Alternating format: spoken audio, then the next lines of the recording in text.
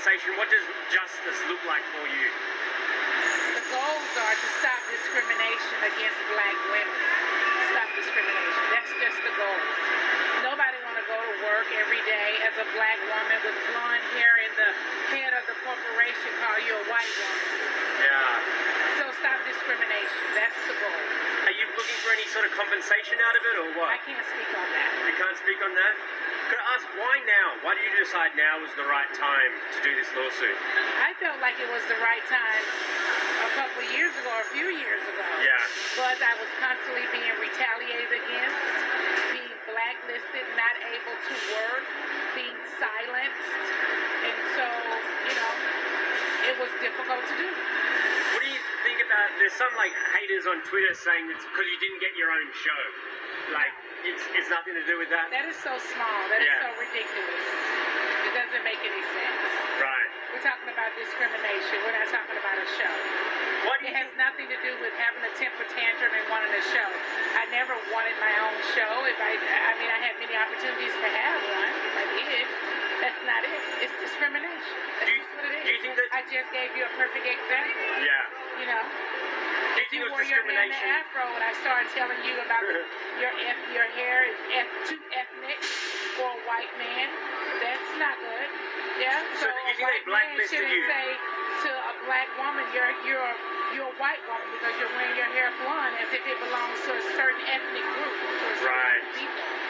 I mean, that's not right either. And it's just more than that. It's discrimination.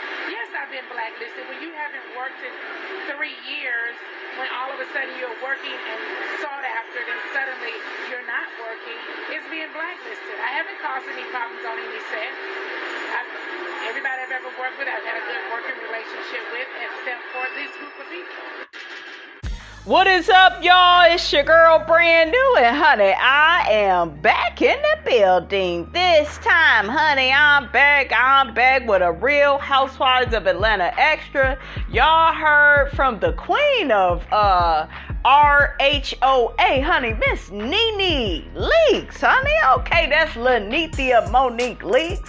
That is Miss Robinson's, honey, favorite housewife, honey, of all time, honey. Because without Miss Leakes, none of these ladies would have a job, okay? They would. I think they be forgetting how all this shit started. Okay, there was a lady that had 2 babies, and she had a husband named Greg, and she is the one that was sought after to start this beautiful show. Then the rest of these hoes came from out of nowhere, and we don't care too much about them because they have fake storylines, and I don't care about that, okay? I know y'all like, Miss Robinson, you's a fool, okay? You's a fool. But I just gotta give y'all a little bit of history, honey, okay? Nene says she's been discriminated against, and I believe it. We've all seen it. We done seen Teresa Giudice push Andy ass down. She still is making all that money on Jersey. She's still knocking shit over, being disrespectful. I love you, Teresa, but girl, I gotta report the facts, okay? I love you though. I'm gonna catch up on Jersey this weekend. But yeah, honey, it's just a shame. They let that damn Michelle Brown is stuck in my head. KKK Kim. Y'all know she calls Kim Zolciak that, honey. They gave Kim her own show. Kim was on Real Housewives of Atlanta acting a fool. Okay, allegedly calling the ladies the N-word and stuff. Bravo and Andy tolerated that and gave that girl her own show. We all saw on Real Housewives of Atlanta how Kim would come to events late. This was in season 5. She pulled some funny shit in season 4 too, because she couldn't go out of town with the ladies. It was so much white privilege when Kim was on the show. Okay, we all know what white privilege is. It's when, white people, they get to say and do whatever. I see it all the time. Okay, they say and do whatever, and they get away with it. Meanwhile, you as that black person, honey, they try to treat you like a slave, honey. Okay, they try to abuse you, disrespect you. I told you all I have experienced a lot of what Nene is talking about, so that's why I'm down for her and how she feels about, Bravo, and I hope she wins her case and gets her money. I am still a fan of Real Housewives of Atlanta, and I have a job to do. Okay, so I know some of y'all rolling your eyes, sucking your damn teeth, saying, well, Miss Robinson, if you support her, why are you still watching the show? Because I got a job to do. Okay, I got coins to make. Okay, people want to know Miss Robinson's opinion. Okay, so I still, gotta do what I gotta do, but I still support Nene, and I believe everything she says, because I seen it with my own 2 eyes, honey, and I got some good ass eyes, okay? But now, something that was very interesting was Monique Samuels. Okay, she did a video, and y'all know I done drug her ass to the moon and back, honey. Ooh, child, I've never enjoyed dragging a housewife so much, honey. But she was a lying ass housewife, okay? I'm gonna try to clear her slate a little bit when she get on Love and Marriage DC. We'll see. If I still see that shady behavior, honey, Miss Robinson gonna call you out, Monique. But anyways, honey, she did a video and how she's in support of Nene, and y'all know how I feel about Monique. I can kind of take her, leave her, but since I love Nene so much, and I love what Monique said, and I'm very happy that she spoke out on this, because she really could just vacation with her man and her kids and, keep her mouth shut, but she's speaking out on what's right, and she knows how the network gets down, because, she has experienced some things as well. So shout out to Monique Samuels, because you didn't have to really speak out, but you did, right? And so many other people, they are, they want to keep their job. I get it. I do objectively get all of this, you guys. I get why certain people can't speak out, but I really like that Monique had, a thing or two to say about this. So let me play that audio, you guys, and I will be in and out with my commentary. Keep saying that Nene's only crying racism now because she got what she wanted, and now she's trying racism. You don't know what she had been dealing with, and maybe her thinking, let me be silent on these matters right now, so that the other housewives that are on that show and the other black women that are coming after her can continue to get theirs. You can't sit back and just say, oh, she just took hers and she was fine with it, and then now all of a sudden, because she's out on the show, now she's upset, she's coming back. You never know what her mindset was. She may have been the one taking one for the team, because there are a lot of black women and men out there that will continue to take one for the team so that other people behind them can step up and do their thing as well. So you can't say that. You don't know. Maybe y'all should ask her. And I think that a lot of people, you guys, they don't like Nene. I know some of y'all rolling your eyes, sucking your damn teeth, but, they don't like Nene, and their feelings about Nene is getting in the way of them understanding this, right?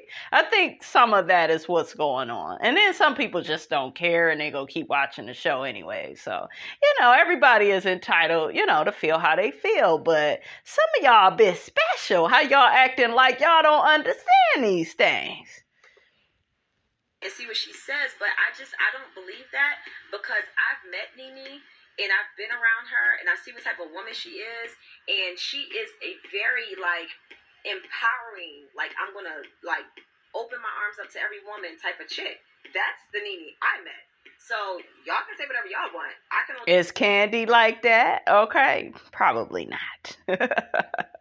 Go off of what my experience has been, and experience is a teacher, so I'm not going off of what everybody else says and what everybody else thinks, because I had several actual experiences with her, and from what I can see is that she is a person that will pedal herself a little back so that other people can move forward. So you don't know her reasoning for keeping quiet all this time.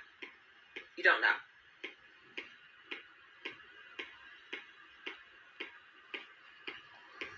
When it comes to black people on TV, nobody wants to show us in our true light. Come on, look at music videos. Listen to songs. Listen to how many songs there are that are made by black artists that are put on by these different companies that are funded by people that aren't black, who have their own agenda behind what they think black music should be. We went from black empowerment to booty shaking, twerking, booties clapping. Every time I get on social media, all I see is black butts, popping it and locking it and everything else, which is fine if that's what you want to do. And really take it back, you guys, to Good Times. I'm glad she made, that comment, but you could go back to like Good Times and the Jeffersons. Didn't they have like a lot of white writers on those shows? And I think John Amos, they ended up firing him because he spoke out, and they didn't want to hear what he had to say, and John Amos kind of admitted that, he could have been more discreet and fair with his tone with the network and his approach, and, when he was doing Good Times and all of that. But still, what he said, it still rang to be true. You got these white writers that are trying to write the experience of black people. Good Times was a show about the family, the mother and, a strong black mother raising her children in Chicago with her husband, with their 3 children. And it was supposed to be more family oriented, but that's not what happened. They focused more on JJ, and they really watered down the show with all that dynamite and all that bullshiggity, honey, that Miss Robinson, she sees right through. Because when I used to watch Good Times, I used to be like, why the hell he keeps saying dynamite? Just shut your ass up, okay? Shit. I myself had a crush on little Michael, but, that's neither here nor there. But, it was like, wow, they really got this black man shucking and jiving, okay? And John Amos hated that. He wanted the focus to be on all the children, not just JJ, not just, them making a mockery and a fool of him being a black, skinny teenager and, saying this catchphrase all the time. And, and white people have a way of making fun of, black people and getting away with it, But yeah, you got white people writing for black people. I've heard several black actors and actresses say I had to, come up with some stuff on the fly for my character, because whatever the director or the writer wrote for me, it just was not, realistic for me. I wanted something that was something that I would really say, right? And child, I understand it, honey. But it shouldn't be everything, There are so many black people out here who are great, who are smart, intelligent, who are literally changing lives and everything else, and you don't see enough of that, especially on TV. And there's a reason why. There's a reason why. If we woke up, whatever, but if we woke up and realized who we are and what we've done for civilizations for thousands and thousands of years. Come on, Monique. Maybe we would pay more attention to the real and stop being brainwashed and distracted by the crap that they put on TV. Okay, guys, really quickly, let's hear from John Amos, honey. Miss Robinson is a fan, honey, but I would love to, hear him break all this down, because I think what he says, it has a lot to do with how Nene feels about Bravo. So let's check out what he has to say about Good Times and just working in the film industry, period, and how he has had to, turn down some roles. Absolutely. Just as I'm sure Easy had to make some choices and some calls in regards to what musical artists he would want to work with, or albums that he said, no, thank you. As artists, we get to make choices. It's not obligatory that we work in everything that's offered to us. So I had the opportunity to portray different characters in different projects over the course of my career, and very often, well, not very often, but quite a few times I said, I'll pass, I'll decline. And years later, I would see the director or the producer, and he'd say, I understand now better why you chose not to do the project. Some of them were, quite frankly, outright demeaning. Television has never been a medium for equality or for getting social statements addressed. It's about making money. And you make the choice. Either you're going to do the role that's offered to you or you're going to be unemployed. So very often I had to accept the fact that I was not going to work as frequently as I'd like to. So give me an example of some of the roles that you took that you didn't take that you felt were demeaning. Well, the truth of it is, I'm a little reluctant to cast aspersions on those projects that I did not take, because that would imply that the actors that did take them had less integrity into myself. Okay, fair enough. Come on, John. John said, honey, don't try to be messy with me. I love it. And what was that word you said, John? That was a big word. Miss Robinson, go write it down, honey, okay? We got to improve, our vocabulary. I would hate to leave this podcast, honey, talking like Miss Wanda from Love and Marriage Huntsville, honey. Oof. I don't want to beat up on anything, but suffice to say that I'm happy with the choices I made. Although if you understand the real dynamics behind my departure from Good Times, that's probably the best example. As I said, I had 2 children on that show besides JJ, and the comedy writers, our staff writers, who were for the most part excellent, as hired and overseen by Norman Lear, were good comedy writers. But like any writer, if you've got a good comedic foil, which they had in JJ, they could put the chicken hat on him and have him say dynamite. They could coast for maybe a page, or certainly for 35 or 40 seconds, which is an eternity in television. So the more he said dynamite and the more he offered comic relief, which was needed because we were a comedy show first, the easier it was to write the script, as opposed to developing meaningful dialogue for Ralph Carter and or for Bernadette Stannis. Or not that I was looking for more dialogue. On the contrary, the less I had to say, the better. The check was going to be the same, so I wasn't interested in working more. I was interested in working less, but let the quality be retained. Child, don't that sound like Nene? Wasn't they getting on her? But you ain't on no episodes. You only on a few episodes. Long as that check is right, honey. Okay, so come on, John. Tell us how this industry go.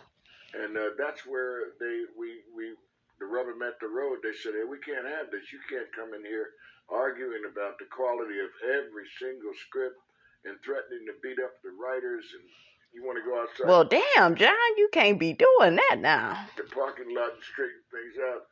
I was a very confrontational young man in those days, angry at the world and angry at everything. You was a big dude, too. I would have been scared of you. Y'all remember how James used to throw them damn chairs at you?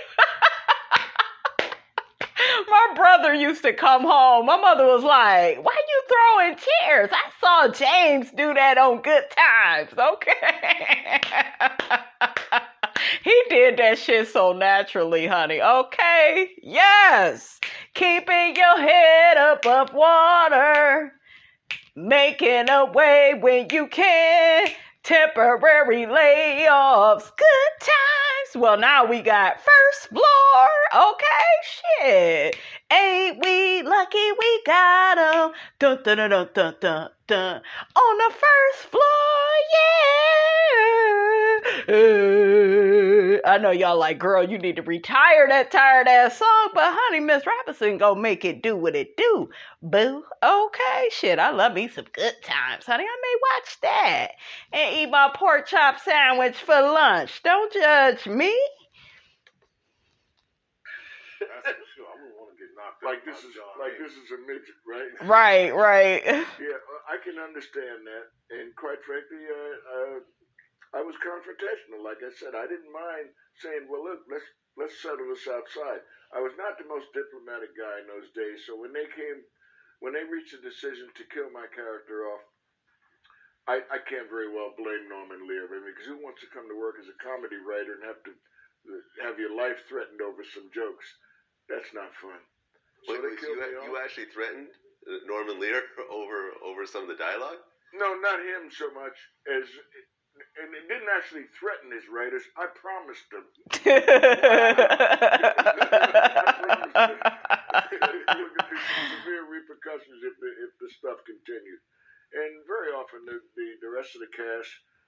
upset at some of the scripts we were given, and as the father of the family, I took on the role in real life to a degree of trying to correct any problems or and we know they didn't like that, okay? They always trying to break up the black family. Yeah. Any dissatisfaction we might have had with scripts. And I could have just kept my mouth shut and coasted for another few years, but that wasn't my style. Come on. All right, you guys, that's all I have to say about all of that. Get down in my comments, honey. Let me know what you thought about this here video, what you thought about what Monique Samuels had to say about this whole Nene Leakes and Bravo and Andy situation. Let me know what you thought about what Mr. John Amos, honey. Didn't that damn Kenya call Marlo James Amos? It's John Amos, Kenya. But anyways, honey, I love me some John Amos and Esther Rhoa. Rest in peace, honey. And rest in peace to Janet Du Bois. I believe she played Walona, honey. Okay? Don't forget, guys, to like, comment, and subscribe. I am your girl, brand new, and I will check you guys out in the next video.